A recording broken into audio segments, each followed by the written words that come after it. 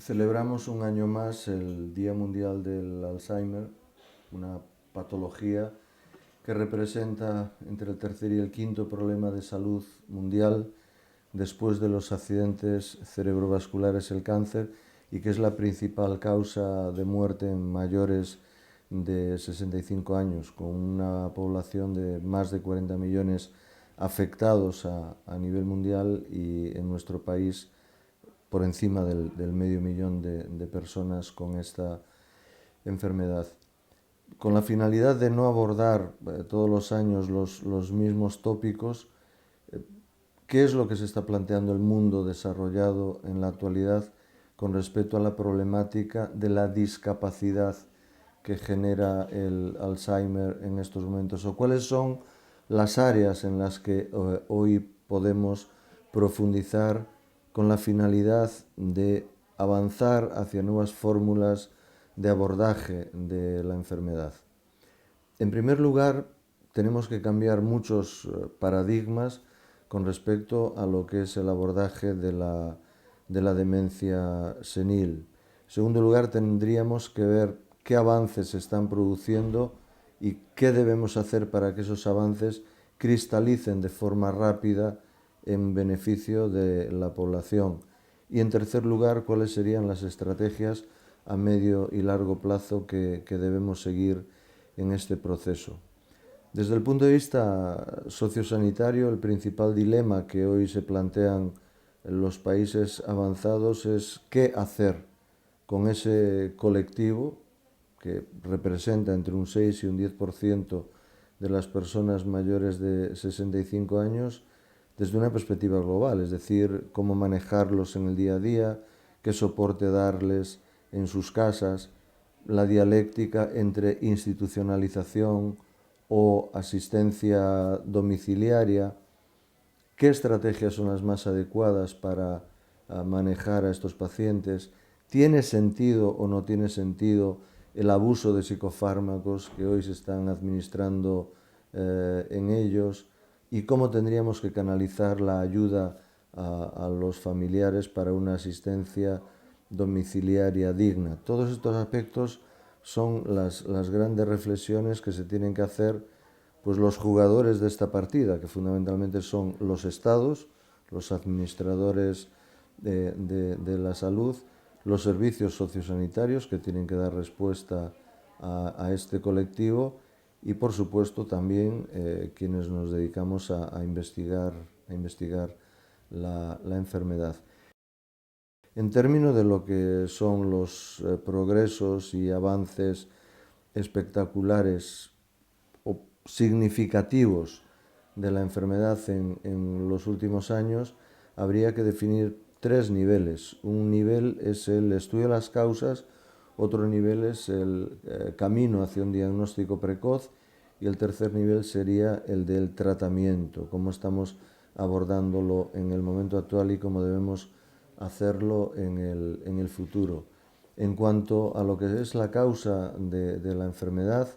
estamos ante una enfermedad poligénica, multifactorial, donde existen múltiples segmentos del genoma defectuosos y cuya acumulación contribuye a esa muerte neuronal programada que determina la destrucción prematura de las neuronas que da lugar a la enfermedad de Alzheimer y multitud de factores medioambientales que interactúan con el genoma para causar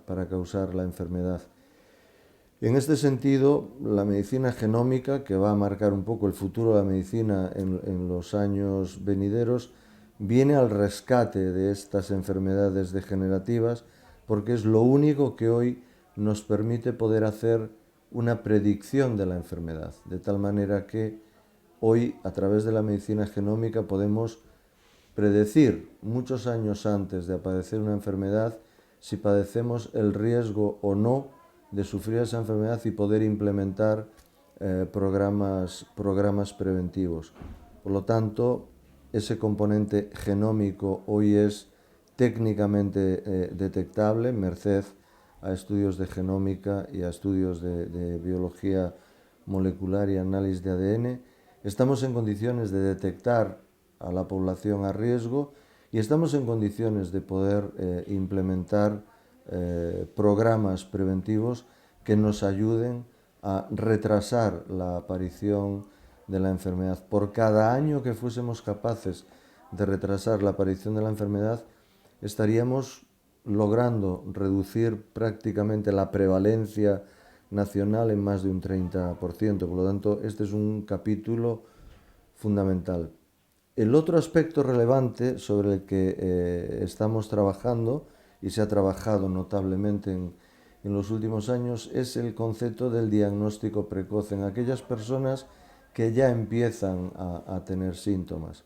Es obvio que la enfermedad de Alzheimer genuina aparece después de los 65 años. Hoy sabemos que antes de aparecer los síntomas que den lugar a una demencia de hecho, hay una fase de deterioro cognitivo mínimo que ocupa de 2 a 5 años de la vida de las personas antes de manifestarse la enfermedad. La tendencia en estos momentos es a intentar diagnosticarla precozmente, no cuando ya reúne todas las características clínicas de una demencia, sino en esos años donde se empieza a intuir ese deterioro cognitivo mínimo que preludia lo que va a ser un deterioro serio que colisiona con la vida cotidiana de las personas. En este sentido, por ejemplo, hace falta un replanteamiento también de los criterios clínicos de demencia, de tal manera que en estos momentos hay ya una serie de nuevos criterios propuestos tanto por las sociedades de psiquiatría como las de neurología sobre el cómo se debe abordar el diagnóstico de la demencia. Incluso hay propuestas para cambiar el nombre de la enfermedad, quitar el término demencia y poner otro nombre que sea, digamos, menos despectivo, puesto que el término demencia empieza a tener connotaciones peyorativas que hacen daño desde el punto de vista social. Por lo tanto, necesitamos profundizar en las causas de la enfermedad, necesitamos caracterizar protocolos de actuación para identificar precozmente a las personas a riesgo, necesitamos mejorar, actualizar, renovar los criterios clínicos de diagnóstico precoz y necesitamos replantearnos el manejo de la enfermedad. En estos momentos, a nivel de lo que es el tratamiento de la enfermedad, hay que considerar 3 factores: lo que es el tratamiento médico estricto, lo que es el tratamiento sociosanitario y lo que son, digamos, las estrategias de futuro. El tratamiento médico del Alzheimer en este momento sigue siendo deficiente, con 5 medicamentos de uso generalizado a nivel de todo el mundo y cuya relación coste-beneficio no compensa. Una de las cosas que se están planteando muchos estados es si procede seguir utilizando estos medicamentos que sabemos que no son útiles para la enfermedad y que no están realmente contribuyendo a un retraso suficiente de los síntomas de la enfermedad una vez que la enfermedad se manifiesta. El siguiente aspecto es el dilema institucionalización o asistencia domiciliaria. En este sentido, la tendencia es que siempre que sea posible, los pacientes deben estar en su entorno familiar. Cuando el entorno familiar no reúne condiciones o el paciente desarrolla una conducta conflictiva,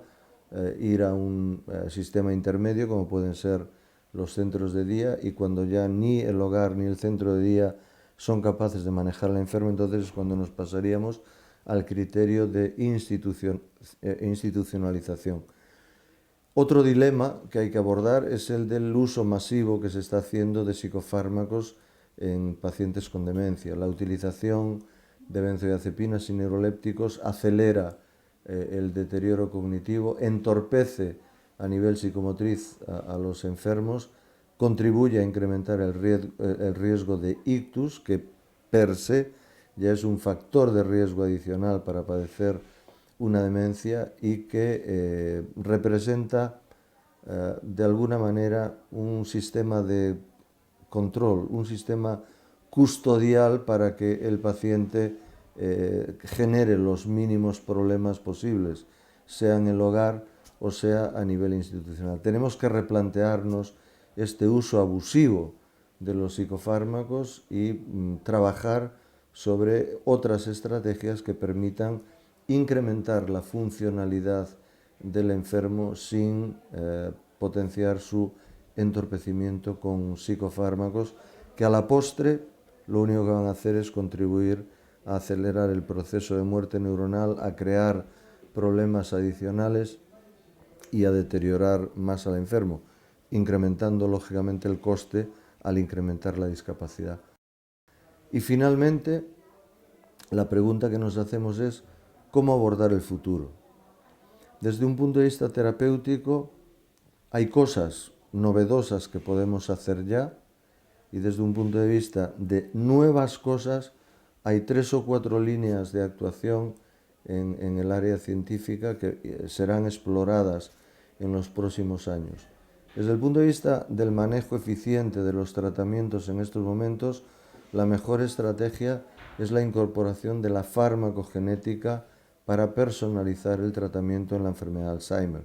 Es obvio que no todos los pacientes responden de igual manera. Solamente hay un 20% de pacientes que se benefician parcialmente de los tratamientos disponibles y el otro 80% con la medicación que le damos o le hacemos daño o no le hacemos nada. La única forma que existe hoy de optimizar los recursos terapéuticos en la enfermedad de Alzheimer es mediante la personalización del tratamiento, y eso se consigue con la farmacogenética, es decir, analizar el perfil genómico de los enfermos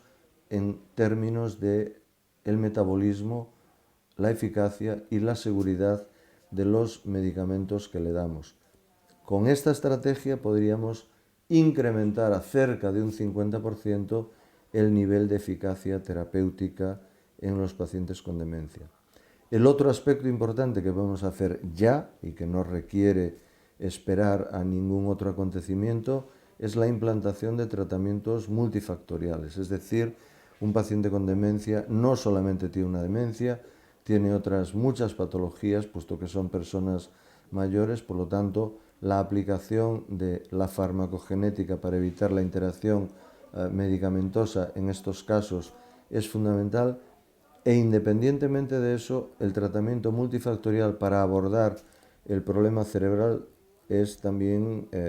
altamente relevante desde el punto de vista que tenemos que combatir la muerte neuronal prematura, tenemos que facilitar el flujo sanguíneo cerebral y tenemos que combatir determinados defectos metabólicos que suelen tener las personas mayores que desarrollan demencia. Por lo tanto, en las cosas que se pueden hacer hoy, dos aspectos fundamentales: farmacogenética para personalización del tratamiento y tratamientos multifactoriales.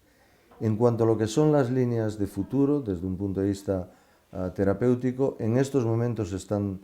estudiando más de 600 nuevos medicamentos. De esos 600 nuevos medicamentos, 300 derivan de productos naturales, sobre todo plantas, y las 3 estrategias que en estos momentos prevalecen sobre las demás son la utilización de inmunoterapia para limpiar los depósitos de proteína beta-amiloide. El inconveniente de la inmunoterapia es que está diseñada para que sea profiláctica. Lo que hay que definir a nivel científico y a nivel administrativo en términos de seguridad legislativa es cuándo procedería implantar una inmunoterapia en un paciente o en un potencial enfermo con alto riesgo de padecer una demencia. Al mismo tiempo, en un horizonte de 5 años aparecerán media docena de vacunas potenciales para el abordaje inmunoterapéutico de la enfermedad de Alzheimer. Las otras 2 líneas de investigación que prevalecerán en el futuro, desde un punto de vista, digamos, mucho más sofisticado, son de las terapias génicas y o tratamiento con células madre manipuladas genéticamente, y la de lo que se conoce como fármacos epigenéticos, es decir, son medicamentos que actúan sobre nuestro genoma sin modificar su estructura, pero sí regulan la expresión de ese genoma. Es decir, en la enfermedad de Alzheimer hay genes defectuosos que se expresan anómalamente. Hay en estos momentos una serie de nuevos fármacos dentro de esa categoría de fármacos epigenéticos que potencialmente serían capaces de revertir la función anómala de esos genes que dan lugar a la muerte prematura de las neuronas. Y en estas tres direcciones irían los avances, los progresos o las líneas de trabajo futuro en términos de intervención terapéutica. En cualquier caso, lo que hay que hacer es reflexionar sobre cuál debe ser el abordaje global que nuestra sociedad debe dar a este colectivo con alta discapacidad en lo que se entiende como demencia senil, con la enfermedad de Alzheimer a la cabeza y la demencia vascular como segunda principal causa de demencia.